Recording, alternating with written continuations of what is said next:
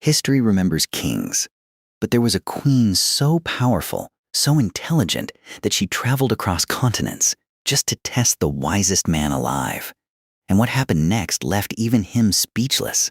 Her name still echoes across 3 religions and 3 continents, thousands of years later. The Bible calls her the Queen of Sheba. The Quran calls her Bilqis. Ethiopia calls her Makeda and claims her as the mother of their entire nation. Different names, different holy books, different corners of the ancient world, and yet all of them are talking about the same woman because what she did was too big to forget. She ruled a kingdom most people today have never heard of, and yet in her time, kings on 3 continents needed her permission just to trade. Her land controlled something more valuable than gold. Frankincense and myrrh, 2 substances burned in temples and used in royal burials from Egypt to Persia, grew almost nowhere else on earth except her territory. The trees that produced them could only survive in a narrow strip of desert climate, and her kingdom sat directly across it, and directly across the roots needed to move it anywhere else. If a temple in Egypt wanted frankincense for its most sacred ceremony, if a Persian king wanted myrrh for a royal burial, they went through her, or they went without. That single fact made her one of the richest, most powerful rulers alive, long before anyone ever mentions the word Solomon. This was not wealth that simply sat in a vault collecting dust. It was leverage. Every merchant who needed to move goods through the region needed her cooperation first, which meant she earned a seat at the table with the most powerful rulers of her era, not through charm, but because they genuinely could not do business without her. The Queen of Sheba was a woman who tested wise men for sport. Scholars, philosophers, foreign advisors, all of them eventually sat across from her, answering questions built specifically to expose a fraud. She had heard plenty of reputations before. Most of them cracked the moment she pushed on them. But there was rumor that kept coming, from different directions, from traders who had never met each other, all repeating the same impossible details. A king named Solomon, wisdom beyond any ruler alive, a temple so beautiful that grown men wept looking at it, disputes settled so fairly that both sides walked away satisfied. She could not simply let a rumor like that sit unexamined, so she made a decision that very few rulers in her position would have made. She would not send an ambassador. She would not wait months for a letter to cross the desert and come back with an answer. She would go herself, personally, and find out the truth with her own eyes. Understand what this decision actually cost her. Her palace sat somewhere between 1,200 and 1,500 miles from Jerusalem, likely in what is now Yemen, or possibly across the water in Ethiopia, a mystery we will come back to later. There were no roads, no way to check ahead for bandits or dry wells. A trip like this took months. Some accounts say over a year once you count the preparation. A ruling queen cannot simply vanish from her throne for that long without leaving her entire kingdom exposed. Someone had to run her government in her absence. Someone had to guard the very trade routes her wealth depended on, knowing full well that rival rulers would notice the moment she left and might test her borders while she was gone. And she did it anyway. She was not a woman content to sit on rumors. She needed proof, and she was willing to risk months of her own rule to get it personally, rather than take anyone else's word for it. But there was more than curiosity driving that caravan north. A queen does not risk a year of her reign purely to satisfy her own intellectual itch. Solomon's kingdom sat at its own crossroads, controlling land routes that connected her southern trade empire to the markets of the Mediterranean. A king that wise, ruling territory that valuable, was not just someone worth meeting. He was someone worth allying with. The sharpest rulers in history have always known that curiosity and strategy rarely travel separately. Hers rode in the very same caravan. And that caravan was built to send a message before she ever said a single word to Solomon directly. Royal visits in the ancient world were never simply personal trips. They were performances, read closely by every kingdom watching along the route. Arrive too small, and you look weak, or worse, like you don't consider the other king worth the effort. Arrive overwhelming, and you announce to every rival kingdom in the region that you are not some minor desert ruler paying tribute, you are an equal, meeting another equal. So she assembled one of the most staggering caravans of the ancient world. Camels loaded with gold in amounts ancient writers struggled to describe without sounding like they were exaggerating. Precious stones, rare spices, and most tellingly of all, massive quantities of the very frankincense and myrrh that had made her kingdom powerful in the first place. She was not bringing generic gifts. She was bringing the literal source of her power, laying it directly in front of the one ruler she considered worth testing it against. Now, before we get to what happened inside that palace, it is worth understanding exactly why this particular queen was so hard to impress in the first place, because it is not a small detail. Ancient courts everywhere were crowded with self-proclaimed wise men, and most rulers simply took their reputations at face value, since disputing a celebrated scholar publicly carried social risk few kings wanted to bother with. She was different. Visiting scholars who arrived at her court expecting to be flattered instead found themselves facing direct, uncomfortable questions designed specifically to reveal whether a polished reputation had any substance underneath it. Advisors who could not answer simply, without hedging, without stalling, without dressing up ignorance in impressive language, lost her respect on the spot, no matter how celebrated they had been elsewhere. This habit made her unusually difficult to fool, but it also made her judgment worth something. When she finally did call someone wise, it meant far more than the same word coming from a ruler who handed out praise freely. So by the time Solomon's reputation reached her ears for the third or fourth time, carried independently by merchants who had never crossed paths with each other, she was facing a genuine puzzle. Either an entire trade network across hundreds of miles had somehow all been fooled by the same exaggeration, which seemed unlikely given how consistently the details matched, or something in Jerusalem was real enough to survive that many independent retellings without falling apart. There is also a quieter possibility worth naming, honestly, one that later legend eventually leaned into heavily. A queen this sharp, ruling alone, without a husband mentioned anywhere in the earliest texts, may have simply been curious about meeting an equal, someone whose mind could actually keep pace with her own instead of simply agreeing with everything she said out of fear or flattery. Power that never meets resistance grows lonely in its own way. Whatever mixture of trade, politics, and genuine curiosity pulled her north, the fact remains that she did not send a representative to check this rumor for her. She went herself, which tells you she considered this question important enough to answer personally, whatever the answer turned out to be. Word of her caravan reached Jerusalem long before she did. A procession that size, moving with royal discipline instead of ordinary trade traffic, could not travel quietly. By the time she actually reached the gates, Solomon already knew exactly who was coming and exactly why.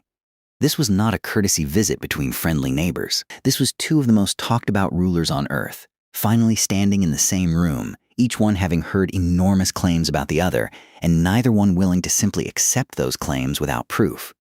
She wasted no time. According to the oldest surviving account, found in the Bible itself, she came to test him with hard questions. That is the entire sentence. No detail on what those questions were, only the flat statement that Solomon answered every single one, and there was nothing hidden from the king which he did not explain to her. Sit with that for a second, because it is easy to skim past. A queen famous for exposing frauds arrived with a prepared list of hard, probing questions, likely touching law, governance, philosophy, faith, and Solomon answered all of them on the spot.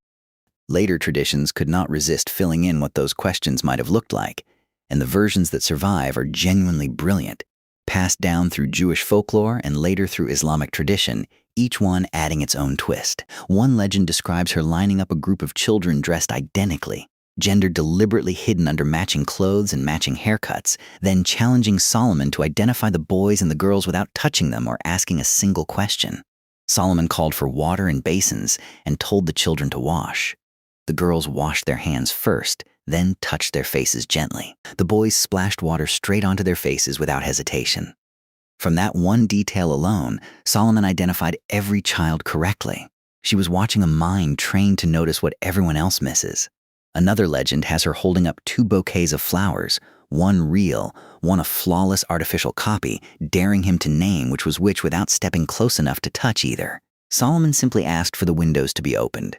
Bees flew straight for one bouquet and ignored the other completely. He had not solved it by looking harder. He had solved it by knowing exactly which tool to trust, understanding that nature would answer more honestly than his own eyes ever could. A third and stranger legend claims Solomon built an entire room with a floor of polished glass laid over a pool of water, so convincing that anyone crossing it instinctively lifted their skirts to keep them dry. When she was led across it toward his throne, she did exactly that, and some versions of the story say this was never about a riddle at all. Rumors had reached Solomon's court questioning her physical appearance, whispers about her legs that no one dared repeat to her face, And this strange glass floor was his blunt, uncomfortable way of settling it without ever asking her directly. Whatever the real motive, this particular legend is a reminder that ancient stories mix genuine wisdom with genuine gossip, and thousands of years later, untangling the two is nearly impossible.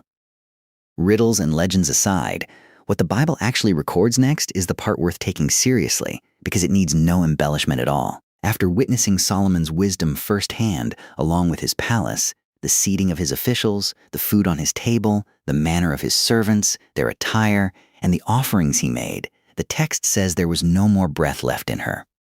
Listen to that again. A queen who had spent years exposing fake wise men who arrived fully prepared to be skeptical was left breathless. She tells Solomon that the report she had heard in her own land was true, but she had not believed it until she saw it herself, and now she realized not even half of it had been told to her. His wisdom and wealth, she said, far exceeded the rumors. After the questions came the exchange. She gave Solomon everything she had carried those 1,200 miles, the gold, the jewels, and above all the frankincense and myrrh that had built her entire kingdom's fortune. The Bible notes that never again did such a quantity of spices enter Jerusalem as what she gave that day, a detail that says something remarkable given Solomon's own kingdom was already famous for its riches. Solomon, in turn, gave her whatever she desired. Beyond the usual formal gifts, a king owed a visiting ruler whatever she asked for, the text says, without listing limits. What exactly passed between them beyond the treasures, the text refuses to say. It simply states that after receiving all she desired, she turned and went back to her own country, together with her servants. That is where the oldest version of the story actually ends. No farewell scene. No promise to return.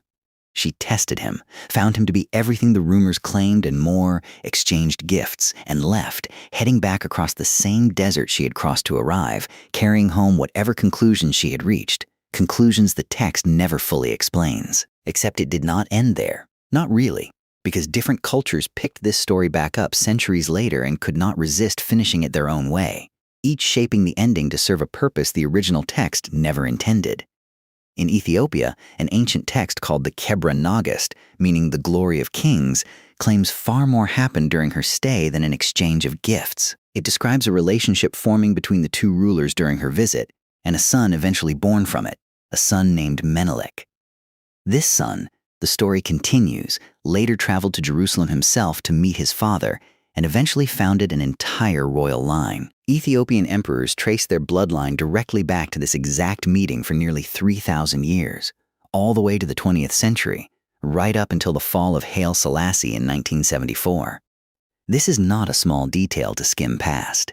An entire nation built its royal legitimacy, its identity, and much of its religious pride on the belief that its kings descended from one queen and one king, meeting exactly once. Some traditions go even further, claiming Menelik brought the Ark of the Covenant itself back to Ethiopia when he returned home, where many Ethiopians still believe it rests today, hidden and protected, guarded by a single monk who never leaves its side until his own death, when another takes his place, a chain of guardians stretching back centuries with no end in sight.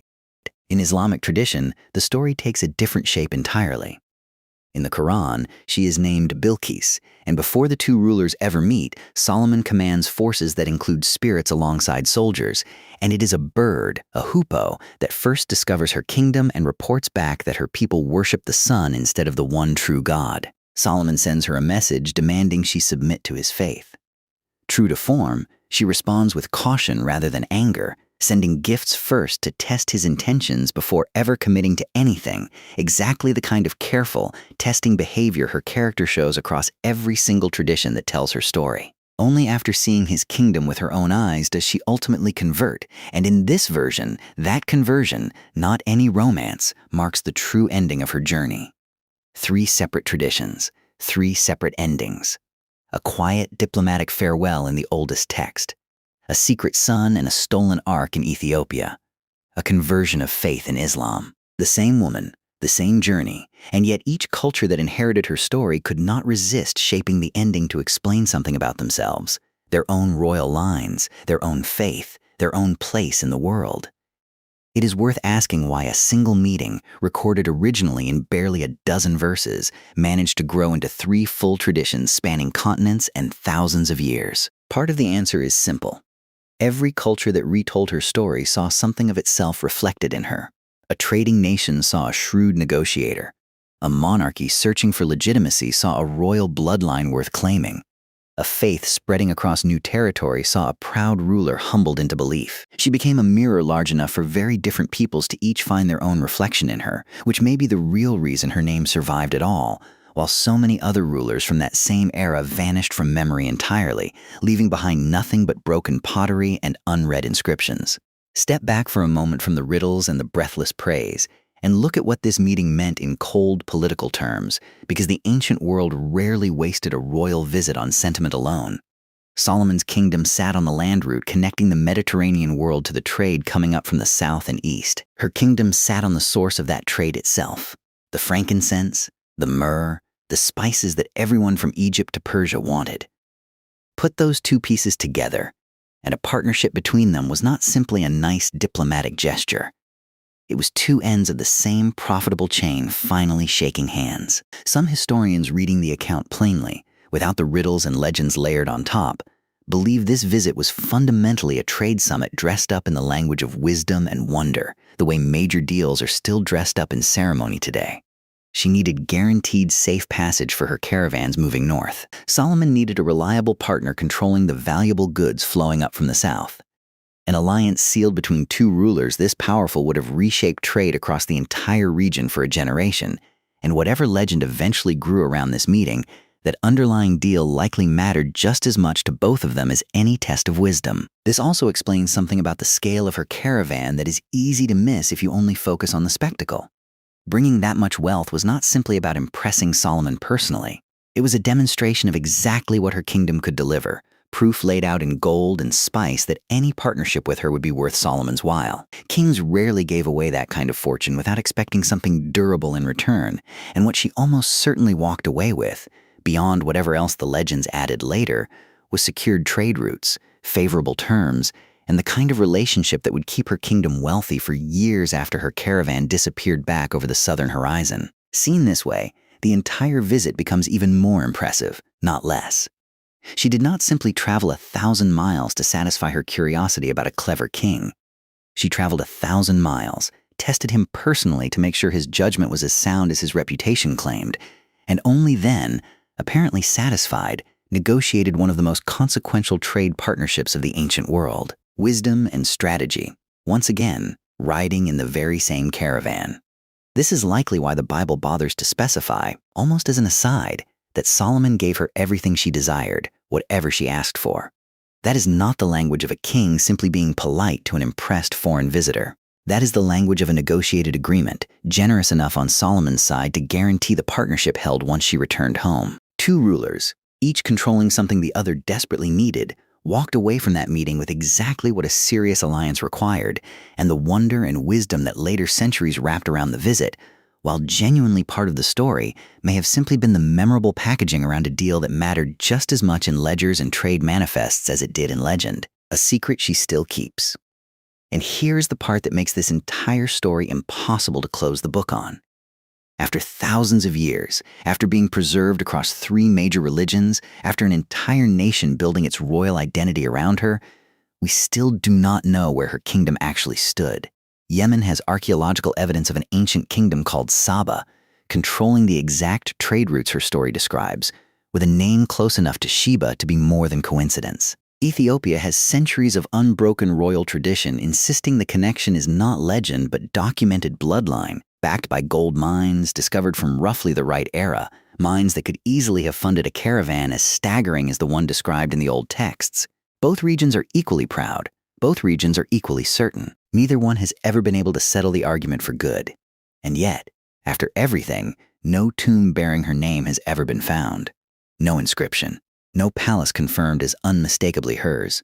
Some historians believe she was a real, flesh and blood ruler whose story simply grew more elaborate with each retelling, gathering riddles and romance the way a snowball gathers snow rolling downhill. Others believe she may never have existed exactly as described at all, and that her story instead represents something larger, two great trading civilizations recognizing each other's value for the first time, wrapped into the shape of two named rulers because stories about people have always traveled further than stories about nations. She arrived in Solomon's court, refusing to believe a single rumor until she tested it herself, in person, with her own eyes.